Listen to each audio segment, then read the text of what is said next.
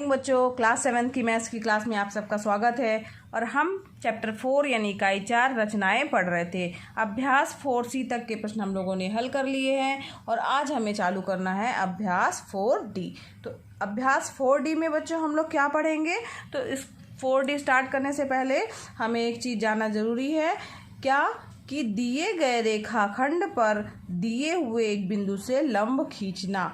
यानी हम किस तरीके से किसी दिए गए रेखाखंड पर एक कोई बिंदु दिया है, उससे हम लंब किस तरीके से खींचेंगे। ठीक है, तो आइए चलिए चलते हैं, देखते हैं कैसे हम लंब खींच सकते हैं उस पर। बच्चों, इसके लिए कोई भी एक रेखाखंड खींचेंगे, क्योंकि लंबाई तो इसमें कोई ज़रूरी नहीं है और किसी किसी में दिया भी रह सकता है। तो हमने कोई भी एक रेखाखंड, मान लीजिए यहाँ से हमने ये खींच लिया, नाम दिया हुआ है ए बी, हमने मान लीजिए उसका नाम रख दिया कि ए बी हमारा एक क्या है, रेखाखंड है। रेखाखंड के दोनों सिरे जो होते हैं बच्चों निश्चित होते हैं। ये इन्हें ना तो ए को इस तरफ बढ़ाया जा सकता है, ना ही बी को इस तरफ बढ़ाया जा सकता है। अब इस रेखाखंड पर जो है हमें कोई दिए हुए बिंदु से लंब खींचना है। तो मान लीजिए यहाँ पर कोई बिंदु जो है वो दिया हुआ है, जिसका नाम हमने मान लिया M है। ठीक है, अब इस पर जो है इस रेखाखंड पर दिए हुए बिंदु M से लंब खींचना है। तो किस तरीके से खींचेंगे इसके लिए, तो बच्चों ये हमारा क्या है, प्रकार है। प्रकार की सहायता से बिंदु M पर जो है एक चाप कितनी भी त्रिज्या का, ये आपके ऊपर निर्भर करता है, आप कितनी भी त्रिज्या का एक चाप जो है वो लगा सकते हैं। ठीक है, तो ये मैंने एक लिया है और ये मैंने एक चाप लगाया, ये देखिए। ठीक है, समझ में आ रहा है आप लोगों को। अब क्या करना है बच्चों, जो ये चाप लगा हुआ है उसमें जो दो हमारे पास कटान बिंदु चाप के प्राप्त हुए हैं ए बी रेखाखंड पर, इसका नाम हमने रख दिया मान लीजिए पी और क्यू। ठीक, अब पी क्यू हमारे पास ये मान लीजिए दो बिंदु प्राप्त हो गए हैं ए बी रेखाखंड को जो काट रहे हैं चाप के माध्यम से।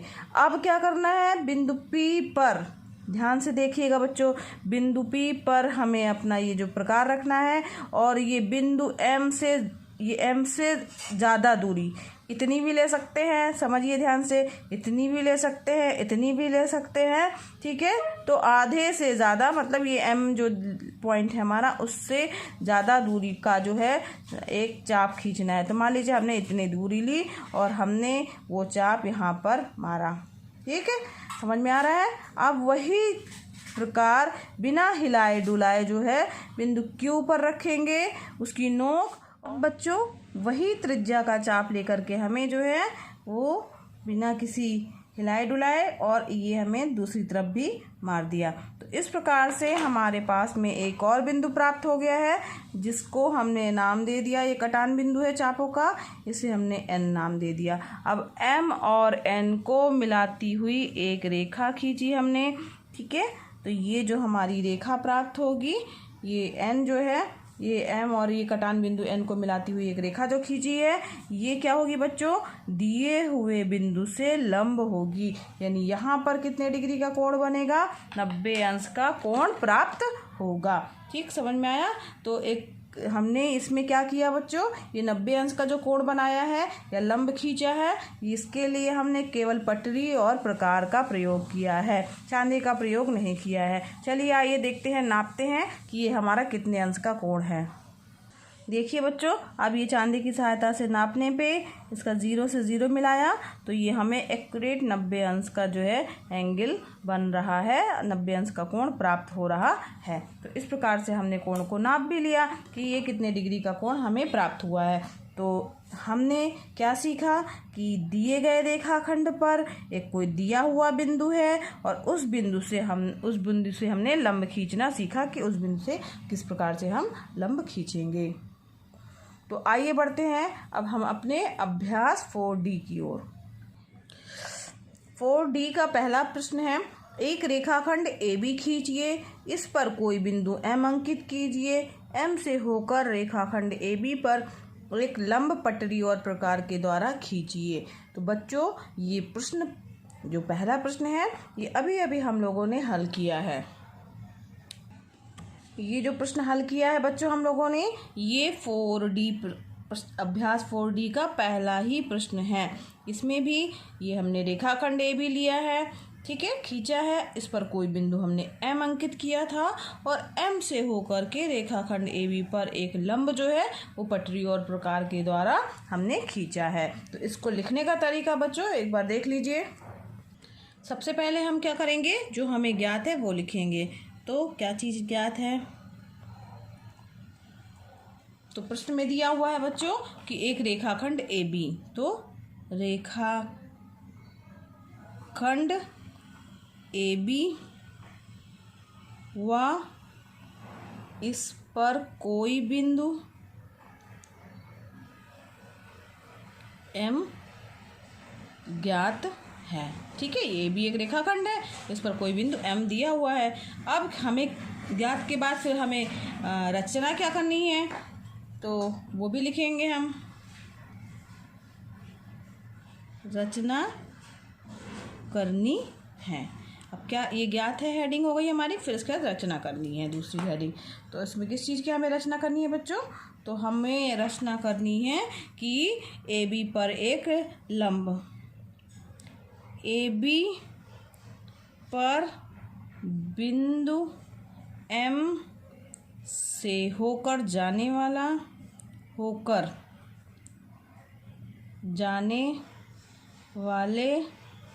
लंब की, ठीक है, AB पर बिंदु M से होकर जाने वाले लंब की रचना करनी है। ठीक, अब इसके बाद क्या आ गया, अब हमारा आ गया रचना के चरण।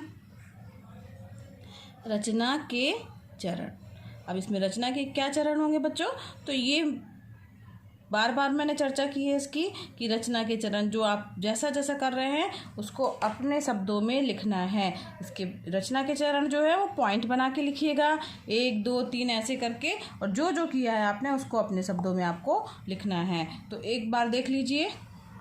सबसे पहले हमने क्या किया था, एक रेखाखंड AB खींचा, ठीक है, वह खींचा का फुल स्टॉप मत लगाइएगा, वह एक बिंदु M इस पर लिया। ठीक है, हमने रेखाखंड पर एक बिंदु M ले लिया। अब फिर इसके बाद हमने क्या किया, फिर हमने बिंदु M को केंद्र मान करके एक चाप खींचा था ना किसी त्रिज्या का, तो बिंदु M को केंद्र मानकर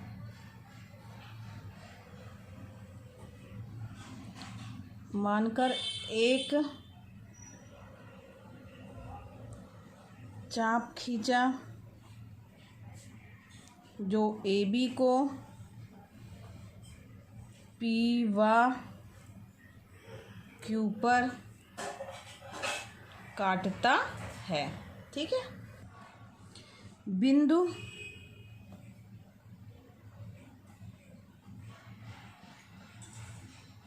अब इसके बाद बिंदु P से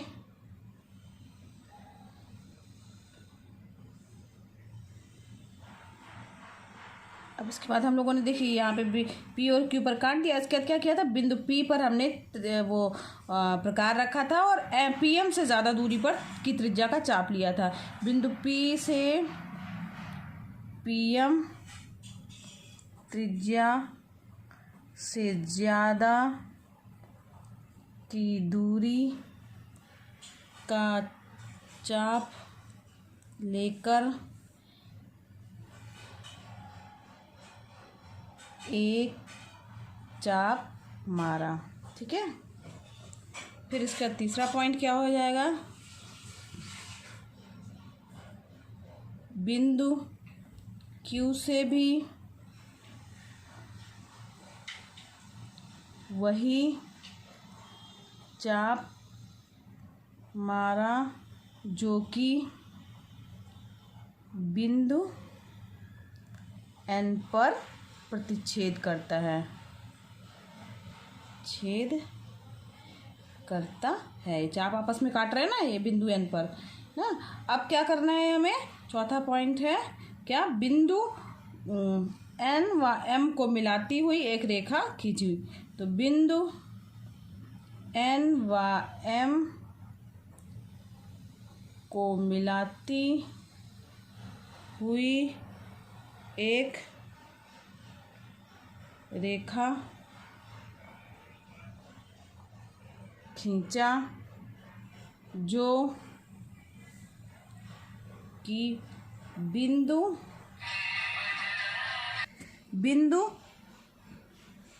M पर लंब है। ठीक है, तो इस प्रकार से जो दिया गया रेखाखंड है उस पर कोई बिंदु M है, उस पर हमने क्या खींच लिया, लंब खींच लिया। आइए बढ़ते हैं क्वेश्चन नंबर 2 की ओर। अब इसका दूसरा क्वेश्चन है बच्चों, एक रेखाखंड PQ खींचिए, कोई बिंदु R लीजिए जो रेखा PQ पर ना हो। तो यहाँ पर जो हमने अभी तक क्या किया था कि जो लिया था बिंदु M वो AB पर ही था, लेकिन इसमें R लेना है जो कि PQ पर नहीं है। ठीक है, यानी बाहर ही होगा। R से होकर रेखा PQ पर एक लंब हमें खींचना है। तो आइए देखते हैं ये कैसे खींचेंगे। सबसे पहले आपको क्या करना है, एक रेखा खींचना है। ठीक है, ये हमने रेखा खींच दिया। क्या उसका नाम भी देना है PQ। एक रेखाखंड PQ खींचना है, तो ये P हो गया और ये Q हो गया। इसमें इसकी लंबाई नहीं दी है इसलिए हमने इसको अपने मन से ले लिया, रेखाखंड PQ। अब कोई बिंदु R लेना है, तो R बिंदु जो है वो कहीं बाहर है। तो मान लीजिए हमारे पास ये बिंदु यहाँ पर दिया हुआ है ये। ठीक है, अब मान लीजिए ये बिंदु दिया हुआ है और इसका नाम क्या है R, जो कि PQ पर नहीं है, स्थिर नहीं है। ठीक, अब R से होकर, इस बिंदु से होकर PQ पर एक हमें लंब खींचना है, ये हमारा प्रश्न बोल रहा है। तो अब इसे कैसे करेंगे, तो इसके लिए बच्चों हम क्या करेंगे, प्रकार लेंगे। प्रकार की सहायता से बिंदु R पर जो है वो एक जो है ये अपना जो निकीला वाला भाग है वो रखेंगे और इस तरीके से एक चाप लेंगे। छोटा मत लीजिएगा, इतना छोटा लेंगे तो वो हमारे रेखाखंड को नहीं काटेगा। इतना चाप लेना है जो हमारे दिए गए रेखाखंड को जो है वो कट कर रहा हो। ठीक है, तो इस तरीके से हमें ऐसा चाप लेना है जो हमारे दिए गए रेखाखंड को काट रहा हो। तो ये देखिए, अगर हम यहाँ से लगाते हैं चाप तो ये हमारे दिए गए रेखाखंड को काटेगा। ठीक, तो ये आप अपने हिसाब से अपनी लंबाई से ले लीजिएगा। छोटा नहीं लेना है, इतना लेना है जो हमारे दिए गए रेखाखंड को काटे। तो उस तरीके से एक चाप आपको ये मारना है। तो ये रेखाखंड को काट रहा है। ठीक है, तो ये यहाँ ये मैंने ज़्यादा यहाँ बड़ा कर दिया है। इतना आपको बनाना है कि ये दिए गए रेखाखंड को काटे। तो ये हमारे पास जो है ये कटान बिंदु प्राप्त हो गए। तो यहाँ पर दो कटान बिंदु जो है कुछ भी आप ले सकते हैं। मान लिया हमने, इसका नाम क्या है, A और B। ये दो बिंदु प्राप्त हुए, कटान बिंदु A और B। ठीक है, ये हमने A और B कटान बिंदु मान लिए हैं। अब हमें क्या करना है बच्चों, ये जो दिए गए बिंदु हैं, ठीक, ये A और B, इस पर जो है वो चाप लगाना है। ये चाप जो रहेगा बच्चों, ये चाप जो रहेगा हमारा A और B से के आधे, ये आधा हो गया, आधे से कम नहीं लेना है, आधे से ज़्यादा दूरी लेना है। हमेशा ध्यान रखिएगा, आधे से ज़्यादा दूरी। तो मैंने मान लीजिए यहाँ तक ले लिया है। अब इसको लेकर के हमें चाप लगाना है यहाँ पर नीचे की तरफ। ये हमने एक चाप लगा दिया। ठीक, ये अब बिना हिलाए डुलाए उसको जो है वही नोक हमें B पॉइंट पे भी रखनी है और फिर एक चाप लगाना है। ठीक है, ये इस प्रकार से हमने चाप लगा दिया बच्चों। तो ये हमारे पास में चाप का एक कटान बिंदु प्राप्त हो गया। जहाँ पर चाप जो है वो काट रहा है उसका भी कुछ नाम दे दीजिए। तो मान लीजिए इसका नाम क्या है, S। इस बिंदु का नाम दे दिया क्या, S। अब R और S को मिलाती हुई एक रेखा खींचेंगे। ठीक है, तो R और S को मिलाते हुई एक रेखा हमने खींची।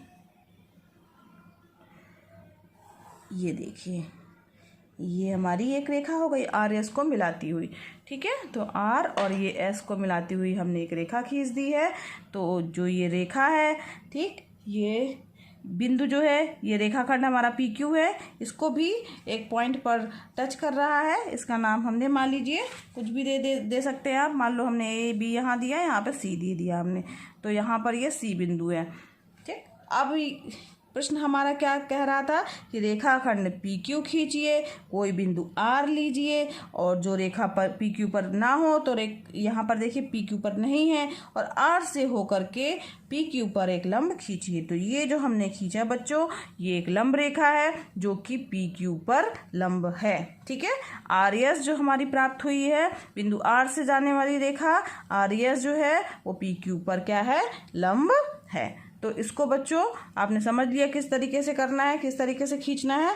जो जो प्रक्रिया हम लोगों ने की है उसी तरीके से रचना के चरण में आप लोगों को लिख देना है। सबसे पहले आप क्या लिखेंगे, ज्ञात है, फिर इसके बाद रचना करनी है, इसके बाद तीसरे पॉइंट पे रचना के चरण जो कि पॉइंट बना के आपको लिखने हैं। ठीक है, तो ये हमारा क्वेश्चन नंबर 2 भी ये समझ में आ गया होगा आपको कि किस तरीके से हल करना है। आइए बढ़ते हैं अब क्वेश्चन नंबर 3 की ओर। प्रश्न नंबर 3 है बच्चों, 5 सेंटीमीटर का एक रेखाखंड MN खींचिए।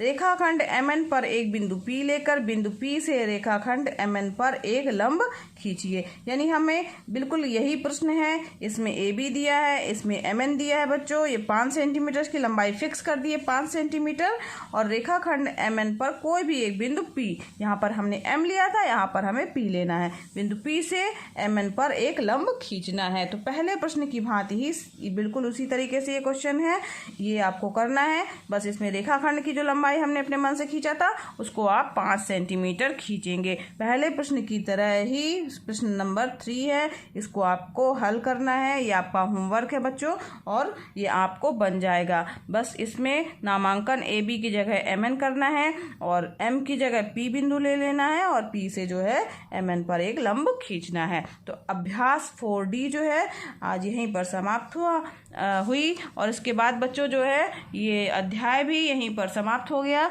रचनाएं। और कल हम एक नया चैप्टर लेकर चलेंगे।